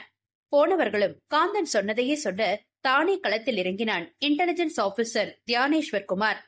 ஒரு கட்டிடம் தீப்பிடிக்க தேவையான முகாந்திரம் எதுவும் அவனுக்கு அங்கே தென்படவில்லை. அந்த குடோன் உள்ளே இருந்த சரக்கு எல்லாமே புடவைகள் தான். மொத்த சென்னை மாநகர சாதாரண துணிக்கடைகளுக்கு அனுப்ப வாங்கி வைக்கப்பட இருந்த கோடிகளில் பெருமானமுள்ள புடவைகள். தீப்பற்ற தேவையான எதுவுமே அங்கே கிடைக்கவில்லை. அங்கிருந்த எரிந்த சாம்பலை எடுத்து லேபுக்கு பரிசோதனை செய்ய அனுப்பியவன் சென்னை முழுவதையும் இந்த நிகழ்வு ஆக்கிரமிப்பு செய்துவிட்டது. தன் ட்ரெயினிகளை அழைத்தவன், இந்த ஏரியால யாருக்கு அதிக கட்டடம் இருக்கு, யார் யாருக்குள்ள தகராறு, சமீபமா எரிஞ்ச கட்டடங்களை ஓனர்கள் என்ன பண்ணாங்க, யாராவது அந்த கட்டடங்களை வாங்கிக்க அவங்கள அணுகுனாங்களான்னு எல்லா விவரமும் சேகரிச்சுட்டு வரணும் என்று வேகமாக உரைத்தவன், அண்ட் ஒன் மோர் திங், நான் என்ன கேள்வி கேட்டாலும் உங்ககிட்ட ரெலவெண்ட் ஆன்சர் இருக்கணும். தெரியாது இல்லன்னு சொல்லக்கூடாது. உங்க ட்ரைனிங் பீரியடோட முக்கியமான கேஸ்னு நினைச்சுக்கோங்க. நான் கேட்டதை விட உங்களுக்கா தோன்ற சந்தேகங்களுக்கும் விட கண்டுபிடிச்சிட்டு வாங்க. You have only 5 days to solve this என்று கூறியவன் அங்கிருந்து அகன்றான். பயிற்சியாளர்கள் இருவரும் விழி பிதுங்கி நிற்பதை அவன் கண்டு கொள்ளவே இல்லை. அவன் எண்ணம் அதற்கடுத்து அமைதியே உருவாக நின்றிருந்த வெள்ளை கட்டிடத்தின் மேல் சென்றது. அதன் வாட்ச்மேனை அழைத்தான் தியானேஷ். சார் என்று பயந்து வந்தவனை மேலும் கீழுமாக ஆராய்ச்சி பார்வை பார்த்துவிட்டு, இந்த பில்டிங்ல என்ன இருக்கு என்று கேட்டதும் அவன் முகம் இரத்த பசை இழந்து வெளுத்து போனது. இது காலிகுடன் சார். வாடகைக்கு எடுத்திருக்கிறது ஒரு லேபு சார். அவங்க மிஷின் எல்லாம் வைக்க எடுத்தாங்க. ஆனா என்னவோ இன்னும் சாமானம் ஒன்னும் வரல சார் என்று கூறவே, சரி கதவு தர, நான் உள்ள பாக்கணும் என்று கேட்டதும் இன்னமே வெளுத்து போனவன், இதோ சாவி எடுத்துட்டு வந்துடுறேங்க சார் என்று கட்டிடத்தின் பக்கவாட்டில் ஓடினான். அவன் வந்ததும், சாவிய கையில வச்சுக்க மாட்டியா என்று பேச்சு கொடுத்தான் தியானேஷ். இல்ல சார், ஒரு சாவிதான் இருக்கு. தொலைஞ்சு போச்சுன்னா ஓனர் திட்டுவார் சார். அதான் கரண்ட் பெட்டி மேல வைப்பேன் என்று கூறி கதவை திறந்து விட்டான். மிகப்பெரிய ஹாலை போல இருந்த அந்த குடோன் ஒரு இடத்தில் நின்றிய கடைசி வரை ஒரே பார்வையில் பார்க்க முடிந்தது. அவன் மெல்ல உள்ள நடக்க வாட்ச்மேன் இதய துடிப்பு மட்டும் சத்தமாக கேட்டது. ஏயா உனக்கு இப்படி நெஞ்சு அடிச்சுக்குது? எதனா தப்பு செஞ்சியா என்று இயல்பாகவே கேள்வி கேட்டாலும் கேள்வியில் நல்ல அழுத்தம் இருந்தது. அது அது அது வந்துங்க சார், தப்புலாம் இல்லைங்க. நான் நைட் டியூட்டி மட்டும் முழுசா முழிச்சு பார்க்க மாட்டேங்க. தனியா இவ்வளவு பெரிய இடத்த பாக்குறப்ப பயமா இருக்கும். அதனால சரக்கு போட்டுட்டு வெளியில உள்ள கட்டில படுத்துருவேங்க. காலையில பார்த்தா வெளிச்சோறு பக்கம் கொஞ்சம் போல சரக்கு பாட்டிலு அது இதுன்னு எல்லாம் கிடக்கும். முதலாளிக்கு தெரிஞ்சா திட்டுவார் அப்படின்னு அடுத்த நாள் காவல் காக்க நினைப்பேன். ஆனாலும் ராத்திரிக்கு பயம் வந்துருது. அதான் இந்த தீ பிடிக்கிறத பத்தி எனக்கு எதுவும் தெரியாதுங்கய்யா. ஒருவேளை இப்படி ராவல வர்ற யாரும் செய்யறாங்களோ என்னவோ என்றான். அவன் பேச்சில் உண்மை இருப்பது போல தோன்றவே தியானேஸ்வர் அமைதியாக நடந்தான். அந்த மூளை துவங்கி இந்த மூளைக்கு வந்து சேர்ந்திருந்தான். இங்க ஒண்ணுமே இல்ல, ஆனா இதுக்கே உனக்கு இவ்வளவு பயம். நமக்கு மீறி சக்தி எதுனா இருக்கா என்ன? பயந்து உனக்கு கொடுத்த வேலையை சரியா செய்ய மாட்டேங்கிற. இனிமே நைட் பேட்ரோல் வண்டியை இந்த பக்கம் வர சொல்றேன். தினமும் நீ கையெழுத்து போடணும், புரியுதா? குடிச்சிட்டு தூங்குனது தெரிஞ்சா மொட்டிய காட்ட சொல்லிடுவேன் என்று கூறி அந்த கட்டிடத்தை விட்டு வெளியே வந்தான். ஆனாலும் மனதின் ஓரத்தில் ஒரு நெருடல் இருக்கவே செய்தது. அவன் காரில் ஏறி அமர்ந்ததும் தன் செல்போனை எடுத்து பார்க்க புதிதாக வாட்ஸ்அப் குரூப் ஒன்று ஆரம்பிக்கப்பட்டிருந்தது. யாரா அது என்று உள்ளே சென்றால் எல்லாம் அவனோடு 12ஆம் வகுப்பில் ஒன்றாக படித்த கும்பல். முன்னர் ஆண்கள் மட்டுமே இருந்த குழுவுடன் இப்போது பெண்களும் இணைந்த புதிய குழுவை கண்டு சிரித்தான். என்னடா அதெல்லாம் என்று பூத கண்ணாடியில் பார்க்கும் முகம் உள்ள எமோஜியை அனுப்பியவன் பதில் வரும் வரை அதையே பார்த்திருக்க முடியுமா என்று காரின் டேஷ்போர்டில் வைத்துவிட்டு வேறு ஒரு வழக்கின் கோப்பையை கையில் எடுத்து வைத்து புரட்டினான். All for good, let's meet up என்று பதில் தரங்கினிடமிருந்து வந்தது. ஓ, ரீயூனியன், சோ நைஸ் என்று பதில் அனுப்பியவனுக்கு அதன் பின் நிற்க நேரமில்லை. குருதி வழிய நின்ற தாரகேஷை மருத்துவமனை அழைத்துச் செல்லும் வழி எங்கும் வம்சியின் மனம் நிலை கொள்ளாமல் தவித்தது. அவனை நோக்கி வந்த ஆபத்தில் வழிய வந்து சிக்கிய நண்பனை நினைக்க பெருமையாகவும், அதே நேரம் தனக்கு இருக்கும் ஆபத்தின் வீரியம் புரிந்தவனுக்கு அடுத்து என்ன என்ற கேள்வி போதாகரமாக முளைத்தது. வலி அதிகமாக இருந்தாலும் அதை பொறுத்து கொண்ட தாரகேஷ், நீ அதிக வெளியில வராதரா, வீட்டுக்கு ப்ரொடக்ஷன் இன்னும் கூட போட்டுக்கோ. எல்லா நேரமும் தப்பிக்க முடியாது. கவர்மெண்ட் கிட்ட பேசி உனக்கான பாதுகாப்பை கூட்டிக்கிறதா புத்திசாலித்தனம் என்று கூறினான். சரிடா, ஆனா இதெல்லாம் எத்தனை நாளைக்குடா? என்ன கொள்ள நினைக்கிற அளவுக்கு நான் என்ன தப்பு பண்ணிட்டேன் சொல்லு என்று வம்சி மனதில் இடைத்ததை கேட்டு விட்டான். நாம ஒருத்தருக்கு நல்லதா செய்வோம், ஆனா அவங்கள பிடிக்காத இன்னொருத்தருக்கு நாம செஞ்ச செயல் கெட்டதா இருக்கும்ல. அதுல நம்ம தப்பு எதுவும் இல்ல. நீ மனச போட்டு உழப்பாத. கண்டிப்பா உனக்கு கவுன்சிலிங் தேவைன்னு இப்ப புரியுது என்று கண்களை மூடிக்கொண்டான். அம்மா அப்பா இருந்திருந்தா நல்லா இருந்திருக்கும் தாரு என்று அவன் மறு கையை அழுத்தமாக பற்றி கொண்டு குழந்தை போல கூறிய நண்பனை வாஞ்சையாக பார்த்தான் தாரகேஷ். கடவுள் எப்பவும் நமக்கு நல்லதா செய்வாரு. பிளீஸ் இப்ப எதையும் யோசிக்காத. வேறு ப்ராஜெக்ட் இருக்கா? மனச கொஞ்சம் வேற பக்கம் திருப்பு. நான் இந்த காயம் ஆறுனதும் உன்னோட வந்து ஒரு வாரம் இருக்கேன். எல்லாமே சரியா போயிடும் என்ன என்று ஆறுதல் கூறினார். மருத்துவமனை வந்ததும் அவனை சேர்க்க வம்சி முயல கத்தியால் ஏற்பட்ட காயம் என்று முதலுதவியை கூட செய்ய மறுத்தது அந்த தனியார் மருத்துவமனை நிர்வாகம். ஆரம்பத்தில் அமைதியாக பேசிய வம்சி பின் கோபம் தலைக்கேற, ஒருத்த அடிபட்டு இவ்வளவு ரத்த போக்குல வந்திருக்கா, போலீஸ் கேஸ்னு கதை சொல்றீங்க? கோர்ட் ஆர்டர் இருக்கு தெரியும்ல. காயமானவங்களுக்கு முதலுதவி கட்டாயம் செய்யணும். அப்புறம் போலீஸ்க்கு சொல்லலாம்னு நான் போலீஸ்க்கு இன்ஃபார்ம் பண்றேன். நீங்க ஃபர்ஸ்ட் எய்ட் பண்ணுங்க.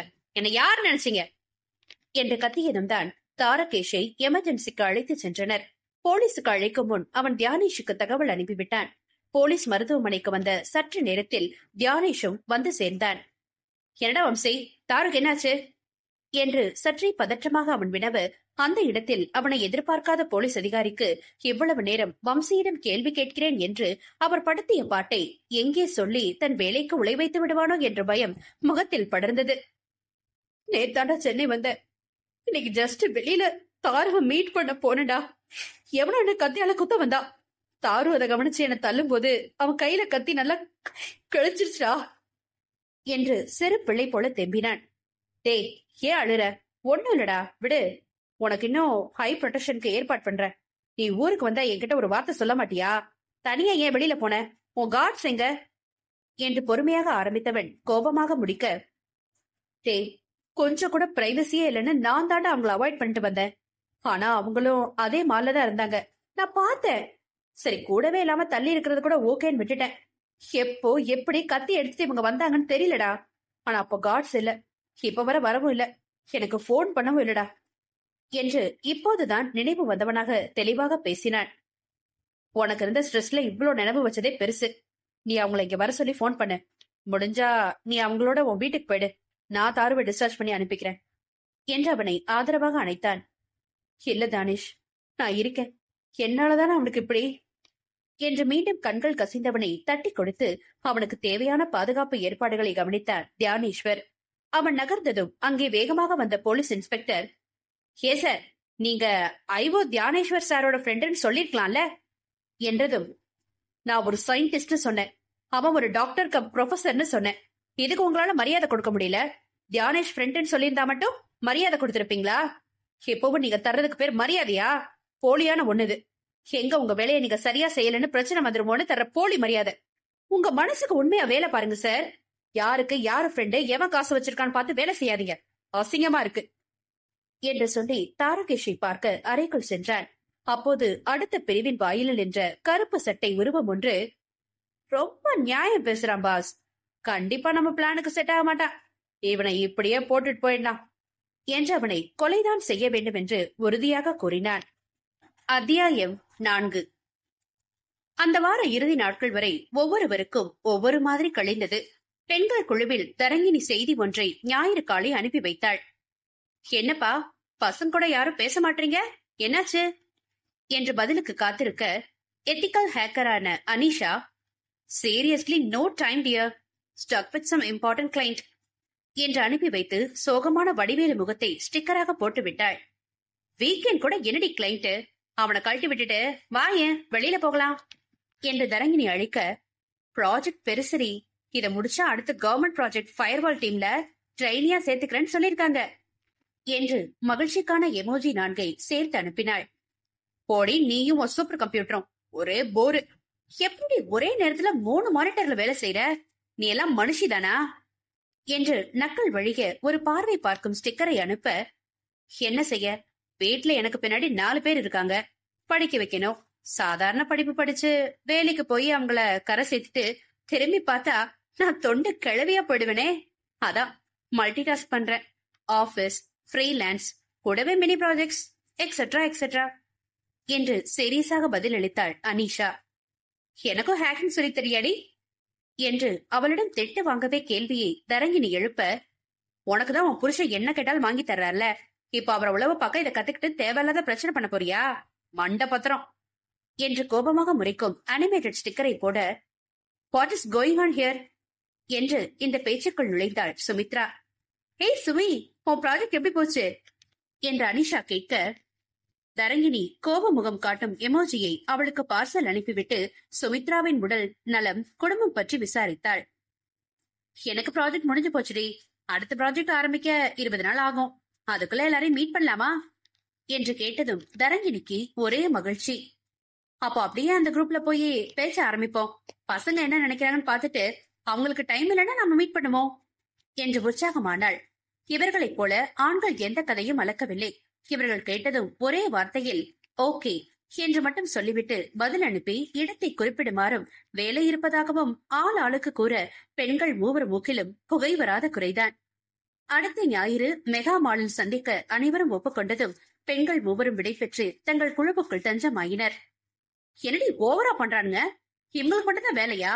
நான் சயின்டிஸ்டடி. அடுத்த ISRO ப்ராஜெக்ட்ல என்ன டீம் பண்ணாலும் ஆச்சரியப்பட்டதுக்கு இல்ல. நான் தான் பிரைவேட் லேப்ல சேலரி கூட இருக்கேன்னு வேலை பாக்குறேன் தெரியுமா என்று சுமித்ரா தரங்கினியிடம் வெடித்தாள். அதற்குள் இவ்வளவு நேரம் காணாமல் போன அனிஷா, நிஜமாவே அவனுக்கு பிஸி போலடி. ஒவ்வொருத்த மொபைலும் ஆபீஸ் வேலையில மும்முரமா இருக்கு என்று நாக்கை வெளியே நீட்டியிருக்கும் எமோஜியை இணைத்திருந்தாள். அடியே, அதுக்குள்ள ஹேக் பண்ணிட்டியா என்று தரங்கினி வாகி பொத்தும் ஸ்டிக்கரை அனுப்ப பெண்கள் குழுவில் ஒரே சிரிப்பலை. ஒரு வாரம் முழுவதும் அவரவர் வேலையில் மிகவும் கவனமாக இருந்தாலும் அவ்வப்போது குழுவில் வந்து ஓரிரு வார்த்தை ஆண்களும் பேசி இருக்கவே பெண்களுக்கு கடுப்பு சற்று குறைந்தது. பழைய நட்பு மனப்பான்மை மேலிட்டது. விளையாட்டாக பேசவும் வம்பழுக்கவும் கூட ஆரம்பித்திருந்தனர். ஞாயிறு காலை 9 மணிக்கு புறப்பட்ட மனைவியை கண்ட அருண், என்னடி ஃப்ரெண்ட்ஸ் எல்லாரையும் பார்க்க போறேன்னு சொன்ன, ஆனா கோவில் கிளம்பிட்ட போல என்று புடவையில் தயாரான மனைவியை மேலும் கெழுமாக பார்த்தான். கோயிலுக்கா? இல்லையே என்று பதிலளித்த தரங்கினி விழிக்க, இங்க வா என்று உள்ளே இழுத்து போனவள் லாங் கவுன் ஒன்றை எடுத்து கொடுத்து, கேஷுவலா பொடி, ஏதோ கல்யாண வீட்டுக்கு போற மாதிரி புடவையும் நகையும் மேக்கப்பும் என்று தலையில் தட்டிவிட்டு வேலைக்கு கிளம்பினான். அவன் செயலில் உள்ளே முகிழ்ந்த புன்னகையுடன் அவன் கொடுத்த உடைக்கு மாறியவள் மனதிற்குள் மகிழ்ச்சியின் சிதறல்கள். அவசரமாக கிளம்பும் போதும் தன்னை கவனித்து தேவைக்கு உதவுவதும், சில நேரம் பதற்றத்தில் அவள் செய்யும் தவறுகளை விளையாட்டாக சுட்டிக்காட்டி மாற்ற வைப்பது போன்ற அருணின் செய்கையில் அவன் மேல் ஏற்கனவே காதல் கொண்ட அவளின் இதயம் மீண்டும் அதீத காதல் கொண்டு பெத்தானது. மாலிற்கு முதலில் தரங்கினி வந்து சேர அவளுக்கு பின் தாரகேஷும் வம்சி கிருஷ்ணாவும் வந்தனர்.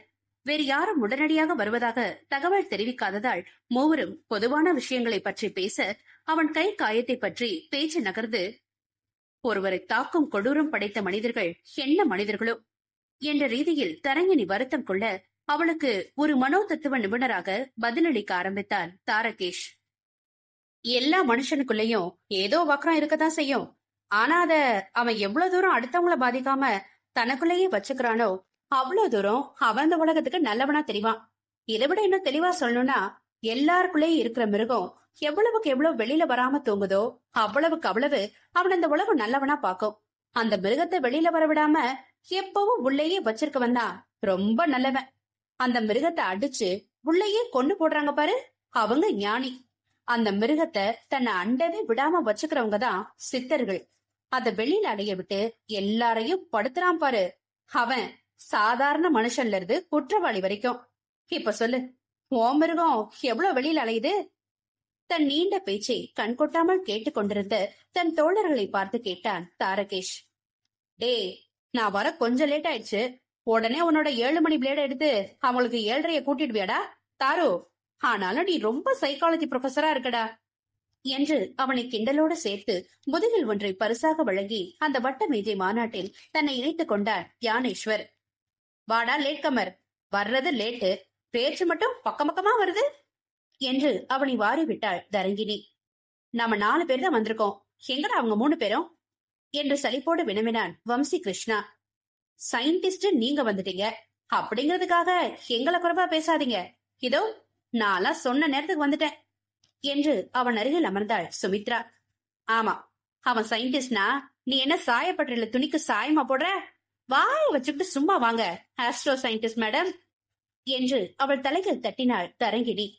உனக்கு என்னம்மா குடும்ப தலைவி, ஜாலியா சீக்கிரமா வந்துருவ, நாங்க அப்படியா என்று தன் சுருள் கூந்தலை கலைத்துவிட்டு தோளில் இருந்த பேக் பேக்கை டேபிளில் வைத்தாள் அனீஷா. யப்பா, எல்லாரும் வந்தாச்சு, இந்த அபிலாஷங்கடா என்று வம்சி தன் செல்லை பார்க்க, ஸ்கூல் நாள்லயே அவன் அவுட்ஸ்டாண்டிங் ஸ்டூடெண்ட், இப்ப மட்டும் சீக்கிரம் வந்துருவானா என்ன என்று சுமித்ரா கிண்டல் செய்ய, ஏய், அவன் நேத்து தாண்டி கம்போடியால இருந்து வந்தா. நான் 2 மணி நேரத்துக்கு முன்னாடி பேசினேன், வரேன்னு சொன்னா, வந்துருவான் என்று நண்பனுக்கு தோள் கொடுத்தான் தாரகேஷ். எப்பவோ வாங்கடா ராசா, முதல்ல ஏதாவது ஆர்டர் பண்ணுங்கடா, வர்றீங்களான்னு பார்த்து பார்த்து எனக்கு பசி வந்துருச்சு என்று தரங்கினி சொல்லவும், எனக்கு உன்னை பத்தி தெரியும்டி, அதான் வரும்போதே சோளாபுரியோட வந்தேன் என்று அவள் முன்னால் வைத்து சிரித்தான் அபிலாஷ். மணிய பாத்தியாடா என்று அனிஷாவும் வம்சையும் அவனை அடிக்க, தாரகேஷ் அவர்களை பார்த்து, சொசைட்டில நீங்களா பெரிய ஆளுங்கன்னு வெளியில சொல்லாதீங்கடா என்று அவர்களை கேலி செய்து கொண்டிருந்தார். இவர்கள் இங்கே பேசிக் கொண்டிருக்க தரங்கினியும் சுமித்ராவும் சோலாபுரியுடன் நிம்மதியாக செட்டில் ஆகியிருந்தனர். அடுத்த 3 மணி நேரம் சிரிப்பும் கலாட்டாவுமாக அவர்கள் 7 பேர் இருந்த இடம் களை கட்ட, அவர்களை கடந்து செல்வோர் கூட அவர்கள் முகத்தில் இருந்த புன்னகையையும் செயல்களையும் கண்டு பொன் சிரிப்பையும் உதிர்த்து சென்றனர். சோ கைஸ், எல்லாரும் அடுத்து என்ன பண்ண போறீங்க என்று தரங்கினி கையில் இருந்த ஜூஸை ஸ்ட்ராவால் உறிஞ்சு கொண்டே வினவ, வீட்டுக்கு போய் கவுந்து படுத்துக்கணும் என்று சொன்ன தியானேஷை அனைவரும் ஒரு சேர முறைத்தனர். டே, உங்களுக்கெல்லாம் வேலை நேரம்னு ஒண்ணு இருக்குடா, எனக்கு அப்படி இல்ல. ஹை அலர்ட்ல எப்பவும் டியூட்டில தான் இருப்பேன். தூக்கமே சரியா இருக்காது தெரியுமா? இன்டெலிஜென்ஸ்ல வேலை பாக்குறது அவ்வளவு சுலபம் இல்ல மச்சி என்று தன் பணி நிமித்தம் கூறி வருந்தினான். டே, நான் இப்பதான் என்று சத்தமாக ஆரம்பித்த வம்சி தங்களை சுற்றி ஒரு முறை பார்த்துவிட்டு, இப்போதான் அட்டாமிக் ப்ராஜெக்ட் ஒண்ணு முடிச்சிருக்கேன், சோதனை கூட செஞ்சு பார்த்தாச்சு, செம்ம சக்சஸ், ஆனா மூளை பிதுங்கி போயிடுச்சு என்று நொந்து கொள்ள, உனக்கு அதனாலதான் உயிருக்கு ஆபத்தாடா வம்சி, பேசாம உன்ன இந்த இன்டெலிஜென்ஸ் ஆபீசருக்கு ஈஸியா அடையாளம் தெரிய மாதிரி ப்ரோக்ராம் ஒண்ணு போட்டு தரவா என்று அனிசா விளையாட்டாக வினவ, நல்ல ஐடியா தான் அனி, இனிமே கேஸுக்கு ஏதாவது தேவைன்னா ஒன்னதான் கேட்பேன் என்று தியானேஷ் கூறியதும் அபிலாஷ், ஒருத்தர் செக்கிடக்கூடாதே என்று நக்கல் அடிக்க அந்த இடத்தில் சிரிப்பலை பரவியது. உன்னோட கம்போடியா ட்ரிப் எப்படி போச்சு அபி என்று தரங்கினி அவரிடம் கேள்வியை தொடுக்க, நம்ம முன்னோர்கள் எவ்வளவு நல்லவங்க பாருடி, கம்போடியாவுல அவ்வளவு பெரிய அரண்மனையை கட்டிருக்காங்க, அத கோவிலாவ வழிபட்டு இருக்காங்க. நம்ம தமிழ்ல படிச்ச அகழி முறைதான் அங்க ஃபாலோ பண்ணிருக்காங்க. அது மட்டும் இல்ல, வாட்டரை அழகா சேனல் பண்ணிருக்காங்க. இதெல்லாம் மேல ஹைலைட் என்ன தெரியுமா, நம்ம இதிகாச புராண கல்வெட்டுகளை அங்க செதுக்கின மாதிரியே கம்போடியா மக்கள் உருவங்களையும் அங்க செதுக்கிருக்காங்க. நம்ம சின்ன கட்டணம் கட்டவே பல மாசம் எடுத்துக்கிறோம்ல, ஆனா அவ்வளவு பெரிய கோயில், கிட்டத்தட்ட 3.6 கிலோமீட்டர் பக்க சுவர் வர்ற அளவுக்கு பெரிய இடம். இத வானத்துல இருந்து முழுசா படம் பிடிக்கிறதுக்கே 1000 அடிக்கு மேல போய் பார்த்தாதான் தெரியுமா. இத கட்ட எவ்வளவு வருஷம் ஆகிருக்கும். இதெல்லாம் ஒரு தமிழன் கொடைக்கு கீழே செஞ்சதுன்னு தெரியும் போது சும்மா புள்ள அரிக்குது. எல்லாரும் அதையே ஆராய்ச்சி பண்ணிட்டு இருக்காங்க, ஆனா எனக்கு மனசுல வேற என்ன இருக்கு பாப்போம். காலம் கூடி வந்தா அது செஞ்சு கண்டிப்பா அகழ்வாராய்ச்சி வரலாறுல அபிலாஷ் பேரு இடம் பிடிக்கிற மாதிரி செய்யணும் என்றவனை வாய்ப்பிழந்து பார்த்தனர் அனைவரும். அப்போது சுமித்ரா, அபி, எனக்கு கூட ஆஸ்ட்ரோ சயின்ஸ்ல தமிழர் வரலாற்றை பற்றி ப்ராஜெக்ட் பண்ண ஆசைடா. அவங்க கோள்களை ஆராய்ச்சி செஞ்சது, அது பற்றி உள்ள சிற்பங்கள், இதெல்லாம் பார்த்தா எனக்கு கூட என் ப்ராஜெக்ட் உதவியா இருக்கும் என்று கூற, ஆல்ரெடி என்கிட்ட அதை பத்தி நிறைய கலெக்ஷன் இருக்கு, ஃப்ரீயா இருந்தவா அதை பத்தி டிஸ்கஸ் பண்ணுவோம் என்று அவளை அழிக்க அனிஷா தான் பெருமூச்சு விட்டாள். நான் என் ஒர்க் ஸ்பேஸை விட்டு எழுந்துக்கவே முடியாது தெரியுமா, ஒரே இடத்துல உலகத்தையே ஆட்டி படிக்க முடியும், ஆனாலும் என்னவோ மிஸ்ஸிங் என்று வருத்தம் கொண்டாள். கைஸ், எல்லாரும் வேலையால காதுல புகை வர அளவுக்கு காஞ்சு போயிருக்கீங்க போல, பேசாம ஒரு செட்டிங் என்கிட்ட கவுன்சிலிங் வாங்கல என்று உதட்டை மடித்து சிரித்தான் தாரகேஷ். டே, எங்களை மென்டல் நினைச்சியா என்று அனிஷா அவனை தலையில் கொட்ட, நீ என்ன படிக்காதவளாடி, மனநல மருத்துவம் வேற, மனநோய் மருத்துவம் வேற. மனநலம் நீ அதிக கவனம் வைக்கிறனா அது மனநோய்க்கு வழிவகுக்கும், அதுக்குதான் சொன்னேன் என்று சொன்னதும் வம்சி வேகமாக, நான் தான் வரேன்னு சொல்லிட்டேனே என்று சிரித்தபடி திரும்பியவன் கண்களில் இருவருப்பட அவர்கள் மேல் அவனுக்கு சந்தேகம் வர ஆரம்பித்தது. நெடு நேரமாக அவனை கவனிப்பது போல தோன்றவே உடனடியாக, முதல்ல இருந்து கிளம்பலாம், யாரோ 2 பேரு அப்போல இருந்து இங்கேயே பாத்துட்டு இருக்காங்க, என்னால உங்க யாருக்கும் ஆபத்து வர வேண்டாம், இனிமே நான் யாரையும் மீட் பண்ண வரல என்று படபடுத்தவன், காட்ஸ் கம் சூன் என்று போனில் அழைத்தும் 2 தடியான வாடிகாட்கள் அவனுக்கு அருகில் வர அடுத்த நொடி அங்கிருந்து அகன்றான் வம்சி கிருஷ்ணா. அத்தியாயம் 5. என்னாச்சு அவனுக்கு என்று தரங்கினி பதறி எழ அவளை கைப்பற்றி அமர வைத்தான் தாரகேஷ். கொஞ்சம் பொறு, அவன் செஞ்சது நேஷனல் செக்யூரிட்டி ப்ராஜெக்ட். அதனால சில அந்நிய சக்திகள் அவனை கொலை செய்ய ட்ரை பண்றாங்க. நானும் பியூரோ கிட்ட இவனுக்குள்ள த்ரெட் பத்தி ரிப்போர்ட் பண்ணிட்டேன். அவங்களும் ஹை செக்யூரிட்டி ப்ரொவைட் பண்ணிருக்காங்க என்று தியானேஷ் கூற, அதை விட நாட்டுக்கு நல்லது செஞ்சா ஏன் கொல்ல பாக்குறாங்கன்னு அவன் மன ரீதியா டிஸ்டர்ப் ஆகியிருக்கான் என்று தாரகேஷ் கூறினான். ஒண்ணுமே செய்ய முடியாதடா என்று அபிலாஷ் கேள்வி எழுப்ப, இப்போ அவனுக்கு தேவை ஒரு அமைதியான இடம். அது யாருக்கும் தெரியக்கூடாது. கொஞ்சம் இயற்கை சார்ந்ததா இருக்கணும். அதே நேரம் அவன் மனசுக்கு வேலை செய்ய தோணா வேலையும் செய்யற மாதிரி தோதான இடமா இருக்கணும். அதத்தான் நானும் தியானேஷும் தேடிட்டு இருக்கோம் என்று கூறினான் தாரகேஷ். சிறிது நேர அமைதிக்கு பின் தரங்கினி, ஏண்டா ஊட்டி கொடைக்கானல் இல்லனா சிம்லா அப்படி போகலாம்ல என்று கேட்க அவளை அனைவரும் உரைத்தனர். ஏண்டி, அவன் என்ன கல்யாணம் பண்ணி ஹனிமூன் போறானா? அங்கெல்லாம் கூட்டமா இருக்கும், எப்படி அவனை பாதுகாப்பாங்க என்று அனிஷா அவளை கிள்ளி வைக்க, அத மறந்துட்டேன்டி என்று உதட்டை கடித்தாள். அதுவரை அமைதியாக இருந்த சுமித்ரா, எனக்கு ஒரு ஐடியா இருக்கு, ஒத்து வருமான் பாரு தியானேஷ் என்று நெற்றியை சுட்ட விரலால் கீறினாள். கோ ஹெட். ஏன்னா இப்ப எதை செஞ்சா அவன் சேஃபா இருப்பான்னு யோசிக்கிற நிலையில இருக்கும். நான் இதுக்கு முன்னாடி ஒரு ப்ராஜெக்ட்ல இருந்தேன். UV and heat recognition helmet ஒண்ணு செஞ்சேன். அது செய்ய ஆக்சுவலி என்ன வியட்நாம் பக்கத்துல இருக்க தீவு கூட்டத்துல ஒரு லேபுக்கு வர சொல்லி எங்க நிறுவனம் சொல்லுச்சு. ஆனா எனக்கு அந்த நேரம் அதுல உடன்பாடு இல்ல. இங்க ஹைதராபாத்ல உள்ள ஒரு லேப்ல செஞ்சு கொடுத்தேன். இப்போ அந்த லேப்ல என் அடுத்த ஸ்பேஸ் ப்ராஜெக்ட் பண்ண அப்ரூவல் கிடைச்சிருக்கு. நானும் என் ஹெல்பர் 2 பேரும் தான் போறோம். பேசாம இவனை ஏன் கூட அனுப்பிடு, அங்க யாரும் இருக்க மாட்டாங்க, அவனுக்கு தனிமை கிடைக்கும். நாங்க எங்க கம்பெனி பிரைவேட் ஜெட்ல தான் போறோம். அதனால யாருக்கும் இவன் இங்க இல்லாததும் அங்க இருக்கிறதும் தெரிய வாய்ப்பில்ல. பாதுகாப்பு, தனிமை, கூடவே லேப் இருக்கிறதுனால அவனுக்கு வேணும்னா அவன் வேலை செய்யலாம் என்று மேஜையில் கையூன்றி கன்னத்தில் பதித்தாள். செம்ம ஐடியா, சூப்பர் என்று தரங்கினி குதிக்க தாரகேஷ் யோசனையோடு நெற்றியை சுருக்கினான். தியானேஸ்வர், உன் கம்பெனி பிரைவேட் லிமிடெட், இவனும் இந்தியன் கவர்மெண்ட்டுக்கு வேலை செய்யறான். உன்னோட அவனை அனுப்புனா நாளைக்கு அவன் கெரியருக்கே பிரச்சனை வரலாம்ல. சோ கொஞ்சம் யோசிக்க டைம் கொடு என்று கைகளை குறுக்கி கட்டி கொண்டான். நீ என்னடா யோசிக்கிற என்று தாரகேஷை தரங்கினி இடிக்க, இல்ல அவ சொல்ற எல்லாமே ஓகே, ஆனா நான் சொன்ன தனிமைக்கும் இவ சொல்ற தனிமைக்கும் நிறைய வித்தியாசம் இருக்கு. அவனுக்கு மன ரீதியா ஒத்து வருமானு யோசிக்கிறேன் என்று தாடையை கைகளில் தாங்கி விழிகளை மூடினான். அபிலாஷ் அமைதியே உருவாக இருக்க அவன் கண்களில் அது இல்லாமல் ஏதோ அலைப்புறுதல் இருந்ததை கண்ட அனிஷா, ஏ அபி, என்னாச்சுடா, நீயே ஒரு மாதிரி ஆயிட்ட என்று ஆதரவாக அவன் தோளில் கரம் பதித்தாள். ஒன்னும் இல்ல, நான் சொன்னேன்ல ஒரு ஐடியா இருக்குன்னு. இவ சொல்ற அந்த தீவு கூட்டத்துக்கு போகணும்னு தான் நானும் நினைச்சேன். ஆனா ஆப்பர்ச்சுனிட்டி இல்லையே என்று உச்சி கொட்ட அவன் மண்டையில் கொட்டினாள் சுமித்ரா. என்ன வேணும் உனக்கு, அத தெளிவா சொல்லு என்று அருகில் அமர்ந்தாள். இல்ல, எனக்கு தமிழர்கள் கடல் பயணம் போய் தானே ஆங்கர் வாட் கட்டியிருப்பாங்க. கண்டிப்பா வழியில ஏதாவது தீவுல இறங்கிருப்பாங்கல்ல. அப்படி இல்லைனாலும் வேற சின்ன சின்ன தீவுகள்ல அவங்க அடையாளங்கள் இருக்கான்னு ஆராய்ச்சி பண்ணணும் என்று கூறியதும், சரி வா வந்து பண்ணு என்று செய்தாள் சுமித்ரா. அவளை அபிலாஷ் வியப்பாக பார்க்க தரங்கினி, ஏண்டி அதென்ன உன் வீடா, இஷ்டத்துக்கு எல்லாரையும் பாவான்னு சொல்லிட்டு இருக்க என்று ஏற்கனவே அனிஷாவிடம் வாங்கிய கிள்ளுக்கு வட்டியும் முதலுமாக நறுக்கென்று இவளை கிள்ளி வைத்தாள். அவுச் என்று சுமித்ரா கையை தேய்த்து கொள்ள, பள்ளிக்கூட பசங்க மாதிரி சேட்டை பண்ணாதீங்களே, முதல்ல சீரியஸா பேச பழகுங்க என்று அனிஷா அவர்களை கடித்து கொண்டாள்.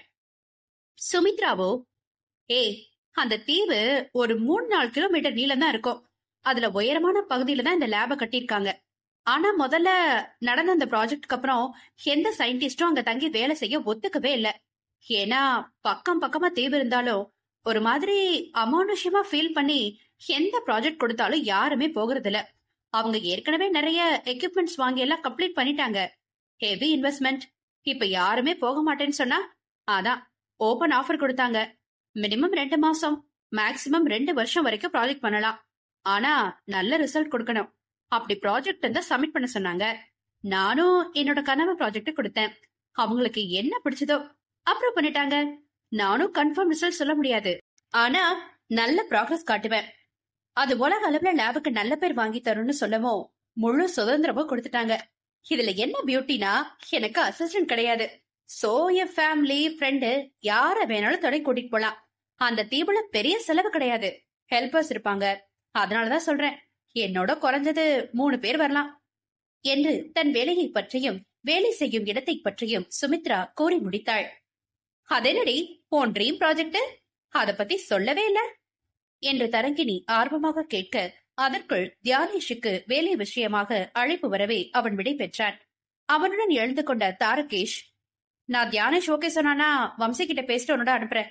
ஆனா நான் சொல்ற சில விஷயங்களை நீ ஃபாலோ பண்ணணும், ஏன்னா வம்சி ரொம்ப டிப்ரெஷன்ல இருக்கான் என்று கூறிவிட்டு, நீங்க எப்படி கிளம்புவீங்க என்று பெண்களை பொதுவாக அவன் கேட்க, அதான் நீங்க கிளம்பியாச்சே, இருக்கவே இருக்கான் அபி, அவனை வச்சு சமாளிச்சுக்கிறோம் என்று சுமித்ரா சொல்ல, அபிலாஷ் பேந்த பேந்த விழித்தான்.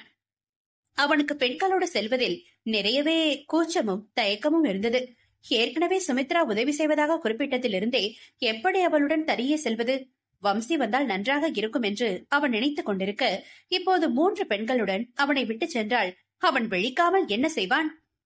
ரொம்ப முழிக்காத அபி, உன்னை யாரும் கொடிச்சு சாப்பிட மாட்டோம் என்று அனிஷா நக்கல் அடிக்க, வாய குரடை என்று தரங்கிரி அவளை 2 அடி வைத்து, நீ கிளம்பு அபி, நான் இவங்களை டிராப் பண்ணிக்கிறேன் என்று அவனுக்கு உதவிக்கு வந்தாள். அதை கேட்டதும் அவன் முகம் வளர்ந்திடவே, ஏன் அபி, நாங்க எல்லாரும் என்ன அவ்வளோ டெரர் பீஸா? என் கூட ஐலாண்ட் வருவல, அப்ப வச்சுக்கிற உன்ன என்று சுமித்ரா கண்களை சுருக்க, என்னது வச்சுப்பியா, நடத்துங்கடி நடத்துங்க என்று அனிஷா அவளை கலாட்டா செய்ய, அபி அப்பட்டமாக நெளிந்தாள். தரங்கினி அவனை கண்ட சிரித்தபடி, அபி, தமிழ் கோவில் சிற்பம்னு சுத்தி சுத்தி வெளி உலகம்னு ஒண்ணுமே இருக்கிறது மறந்து போச்சா உனக்கு? ஏன் இவ்வளவு அமைதியா இருக்க என்று கேட்டபடி தன் கைப்பையை எடுத்துக்கொள்ள மற்ற மூவரும் அவளோடு இணைந்து எழுந்தனர். அது அப்படி இல்ல, நான் அம்மா 2 பேர் தான், அதிகம் வெளியில பேசுறது பழகுறது கிடையாது, ஏதோ ஸ்கூல் நாட்கள்ல பழகுனதுதான். காலேஜ்ல மோஸ்ட்லி பெண்கள் தான் இருப்பாங்க, அதனால ஒதுங்கியே இருப்பேன் என் கிளாஸ்ல. அப்புறம் ஆர்கியாலஜி ஜாயின் பண்ணப்பவும் தனி டீமு, எல்லாமே ஆண்கள் தான். சோ பெண்கள் கூட பேச பழக நான் முயற்சி பண்ணவே இல்லை, அதான் கொஞ்சம் கூச்சமா இருக்கு. நீங்க இயல்பா தொட்டு பேசுறது கூட எனக்கு ஆச்சரியமா இருக்கு தெரியுமா? கல்யாணம் ஆன நீ கூட இவ்ளோ ஜாலியா இருக்கியே என்று அவனும் மனம் திறந்து பேசினான். ஏண்டா, கல்யாணம் என்ன ஜெயில் தண்டனையா? பொண்ணுங்க இப்படிதான் இருக்கணும்னு வரையறை யார் வகுத்தா என்று அவள் சற்று உஷ்ணமாக கேட்கவும், இல்ல பெண்களுக்குள்ளேயே அப்படி மனப்பான்மை இருக்குமோன்னு கேட்டேன் என்று அசடு வழிந்தாள். தொட்டு பழகுறது தப்பு இல்லடா, ஆனா யார எப்போ எப்படி தொடுறோம் அதுதான் முக்கியம். தொடாம பழகுறது எவ்வளவு பாதுகாப்போ அதே போல உரிமையா இருக்கிறவங்க கிட்ட தொட்டு பழகுறதும் பாதுகாப்பு தான். ஒருத்தர்கிட்ட இவ்வளவு உரிமையா நம்பிக்கையோட பழகுற பொண்ணு கிட்ட எந்த சூழ்நிலையும் அவங்க தப்பு பண்ண நினைக்க மாட்டாங்க, அவங்க நல்லவங்களா இருக்கிற பட்சத்துல. புரியுதா? உட நல்லவன்னு நம்புறதுனாலதான் இயல்பா பேசுறோம், பகல் பழகுறோம். இதுக்கு கல்யாணம் ஆகி இருக்கணும் கூடாது, சின்ன வயசு வயசானவங்க இப்படி எந்த விதமும் இல்ல. ஸ்பரிசத்துல என் அன்பையும் நம்பிக்கையையும் உன்னால உணர முடிஞ்சா நான் உன்கிட்ட சரியா நடந்துக்கிறேன்னு அர்த்தம் என்று தரங்கினி நீண்ட உரையாற்ற, அவளிடம் தண்ணீர் வாட்டிலை நீட்டினாள் அனிஷா. வாங்கி அவள் பருகியதும், நான் அப்பவே சொன்னேன், தாரகேஷ் கூட அதிகமா பேசாத, மண்டைய குழப்பி விட்டுடுவான்னு. கேட்டாளா? அவ இவளை தருன்னு சொல்றதும் இவ அவனை தாருன்னு சொல்றதும், எப்பவும் அவனோட பேசினா இப்படித்தான் சொற்பொழிவாற்ற தோணும் என்று சொல்லிக்கொண்டே 2 அடி விலக தரங்கினி அவள் என்ன மறிந்து தாவி அவளை பிடித்தாள். வாயி வாயி, நல்லது சொன்னா சொற்பொழிவுன்னு கிண்டலா பண்ற என்று அவளை இழுத்து தன்னோடு இறுக்கிக் கொள்ள, சுமித்ரா சிரிப்புடன், ஆனாலும் இப்படி நீ உண்மையை உழைச்சு சொல்லிருக்க கூடாது என்று சொன்னதும் தரங்கினி அவளையும் பிடிக்க கை நீட்ட, அவளிடம் பிடிபடாமல் நகர எத்தனித்தவள் இவர்களுக்கு சற்று தள்ளி நடந்து வந்த அபிலாஷ் மீது மோதினாள். இருவரும் சரியும் நேரம் அவை பக்கத்தில் இருந்த தூணை இடக்கையால் பிடித்து வலக்கையால் சுமித்ராவின் இடையை வளைத்திருந்தாள். அவர்கள் நின்ற கோலம் அழகிய சிற்பம் போல காட்சியளிக்க, கீழே விழப்போகிறோம் என்ற பயத்தில் கண்களை மூடியிருந்த சுமித்ரா விழாதது உணர்ந்து இமைகளை திறக்க, அவளின் வதனத்தை ஆழ்ந்து நோக்கிக் கொண்டிருந்தான் அபிலாஷ். உன் விழிகளில் விழுந்த நாட்களில் நான் தொலைந்தது அதுவே போதுமே, வேறெதுவுமே வேண்டாம் பெண்ணே. உன்னுயிரினில் கலந்த நாட்களில் நான் கரைந்தது அதுவே போதுமே, வேறெதுவுமே வேண்டாமே பெண்ணே. பாடல் வரிகளில் இருவரும் மூழ்கி இருக்க பாடல் நின்றதும் உலகம் உணர்ந்து சட்டென்று இருவரும் விலகினர். அருகில் தரங்கினியும் அனிஷாவும் மாலின் சுவர்களை சுற்றி பார்ப்பது போல தலையை உருட்டியபடி நிற்கவே, தரு, ஏதோ பாட்டு என்று சுமித்ரா தந்தி அடிக்க அனிஷா நாக்கை துருத்தி தன் செல்போனை எடுத்து அவள் முகம் முன்னே ஆட்டினாள்.